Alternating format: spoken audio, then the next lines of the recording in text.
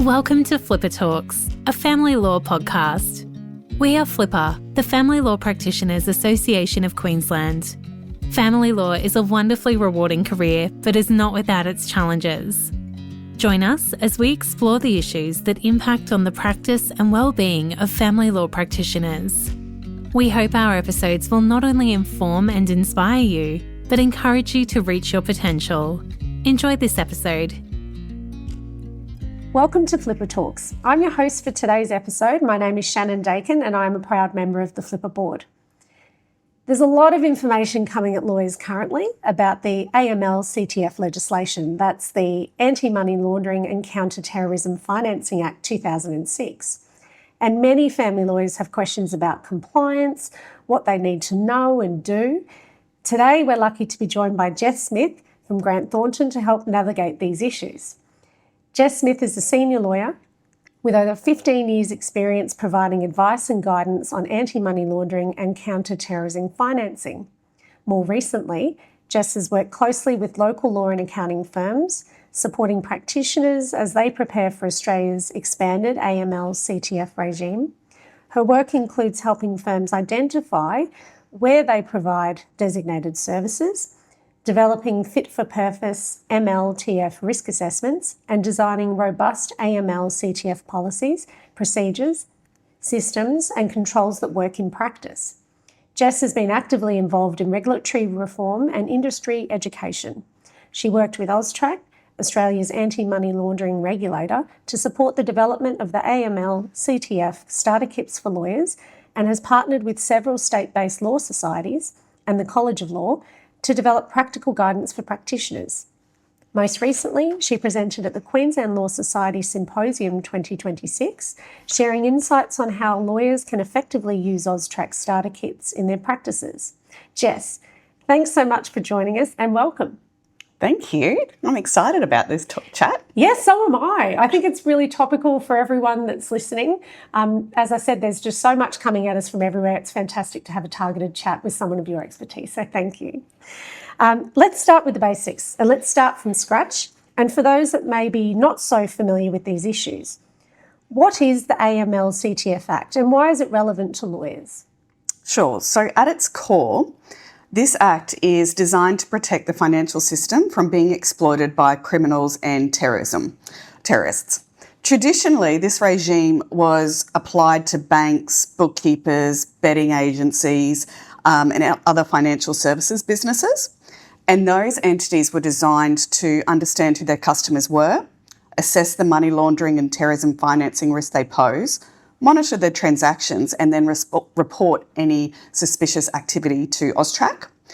Now, this is relevant to lawyers because under what is known as the Tranche 2 reforms, certain legal services will become regulated, and they're becoming regulated because AUSTRAC, who is the regulator of the AML CTF Act, consider that they would be vulnerable to misuse. So if we take a step back,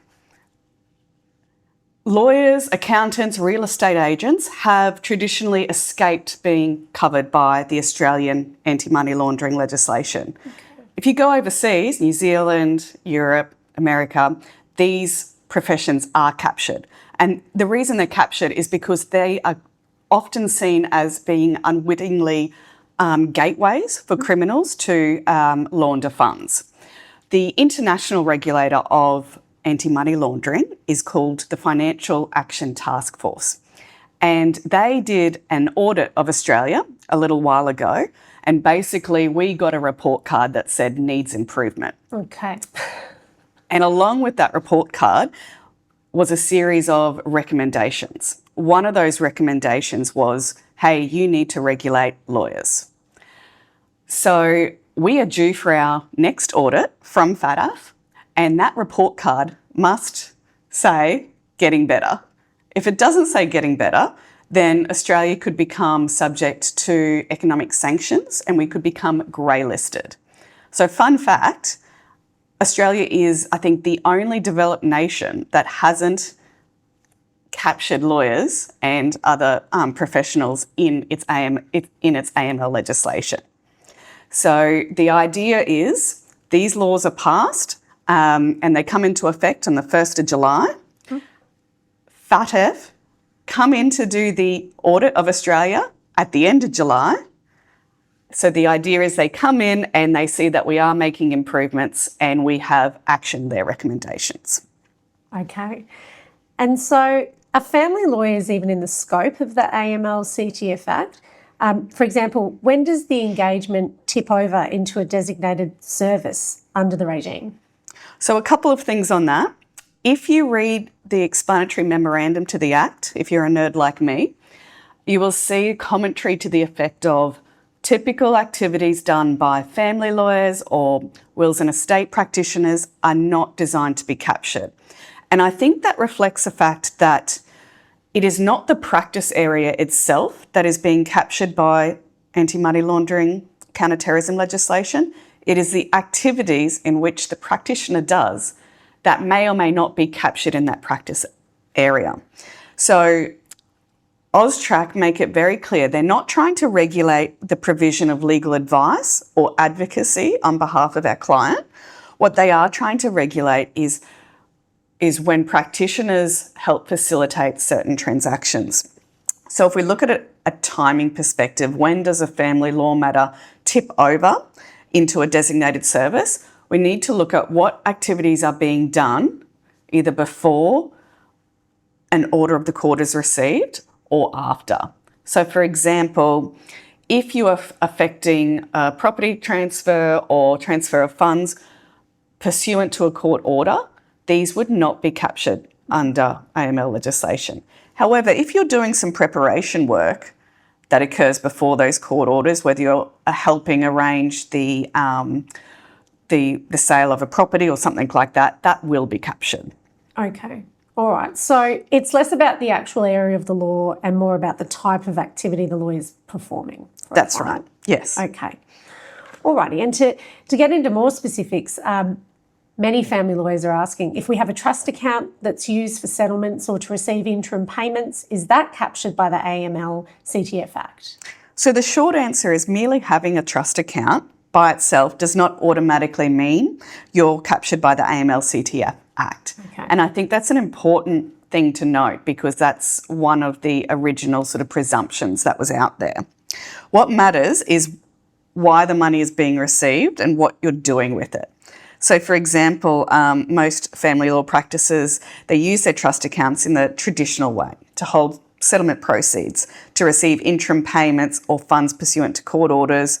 They may pay mediators or expert witnesses or court filing fees out of those funds. Mm-hmm. All of those activities are not regulated by the AML CTF Act.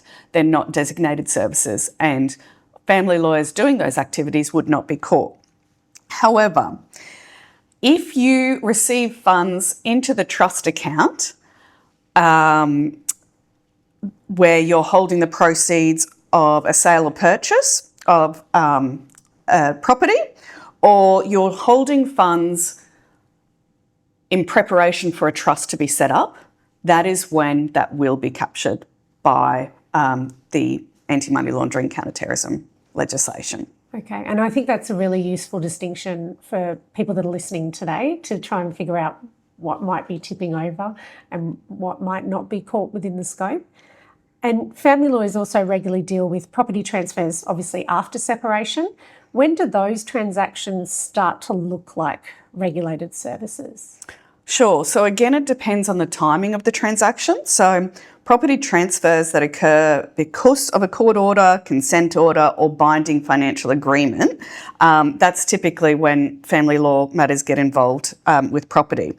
So the property transfers under a deed of family arrangement without a court order, they are captured by the Anti-Money Laundering Act. Okay. So anything before or without a court order would be captured. Anything that is done pursuant to a court order would not be captured. Okay. And so what is some work that a family lawyer may perform that you consider might be captured by the AML CTF Act? So this is where it's quite interesting because I'm of the view, and this is supported by the explanatory memorandum, that most of the work is not captured. Where it would be captured is, and I understand this is probably on the periphery of what traditional family law matters involve. So if you engage in matters where you establish a trust or transfer the control of trusts, if you are directly involved in the property transfers as a result of the BFA, so being directly involved meaning helping facilitate that property transfer, doing the searches, preparing the settlement statements, being involved in the conveyancing, that is when your work would be captured. And also, like we mentioned before, holding the sale proceeds or funds for a customer on escrow. Now, one thing also to be aware of is some practitioners may have authority over their customers' bank accounts or make payments from that account. That is also captured by the AML CTF Act. Okay. And I think that there's some very clear examples, and that's going to be very helpful for a lot of people listening today. If listeners do have more questions, how can they reach out to you? Sure. So I'm happy if you'd like to reach out to me on LinkedIn, send me a message and we can get in touch and have a bit more of a chat. Wonderful. So just search up Jess Smith from Grant Thornton and you can get in touch that way.